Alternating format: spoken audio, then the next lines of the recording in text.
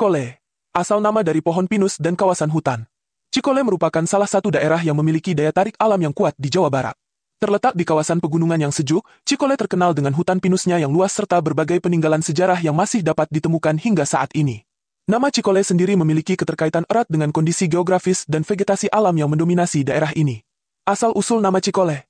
Nama Cikole berasal dari bahasa Sunda, di mana Ci merujuk pada air atau sungai kecil, sedangkan Kole dihubungkan dengan jenis pohon yang dahulu banyak tumbuh di wilayah ini. Beberapa sumber sejarah menyebutkan bahwa pohon Kole merupakan jenis pohon khas yang dahulu banyak ditemukan di daerah ini sebelum akhirnya hutan pinus mendominasi kawasan tersebut. Seiring perkembangan zaman, keberadaan pohon Kole mulai tergantikan oleh tanaman pinus yang lebih banyak dimanfaatkan oleh industri kehutanan. Namun, jejak sejarahnya masih bisa dirasakan hingga kini dalam penamaan kawasan tersebut sebagai Cikole. Cikole pada masa kolonial Belanda. Pada masa penjajahan Belanda, Cikole dijadikan sebagai salah satu daerah penting dalam pengelolaan hutan dan perkebunan.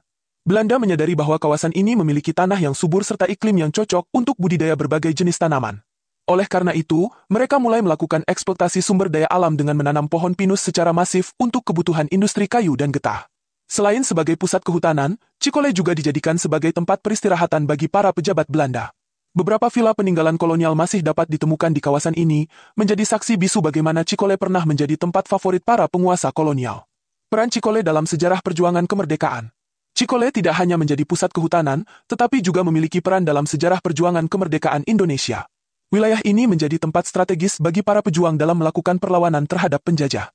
Medan yang sulit serta lebatnya hutan pinus menjadikan Cikole sebagai tempat persembunyian yang ideal bagi para pejuang gerilya. Beberapa pertempuran kecil sempat terjadi di sekitar kawasan ini, di mana pasukan pejuang melakukan serangan terhadap patroli militer Belanda. Hingga saat ini, cerita-cerita tentang perjuangan di hutan Cikole masih dikenang oleh masyarakat setempat sebagai bagian dari sejarah perjuangan bangsa. Hutan pinus Cikole dan wisata alam. Saat ini, Cikole dikenal sebagai salah satu destinasi wisata alam yang populer di Jawa Barat.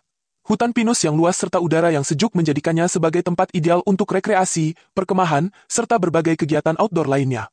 Beberapa objek wisata terkenal di Cikole antara lain. Hutan pinus Cikole, kawasan ini menjadi daya tarik utama bagi wisatawan yang ingin menikmati keindahan alam dan kesejukan udara pegunungan.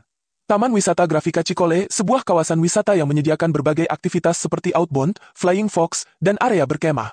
Gunung Tangkuban Perahu, salah satu gunung berapi paling terkenal di Indonesia yang lokasinya berdekatan dengan Cikole.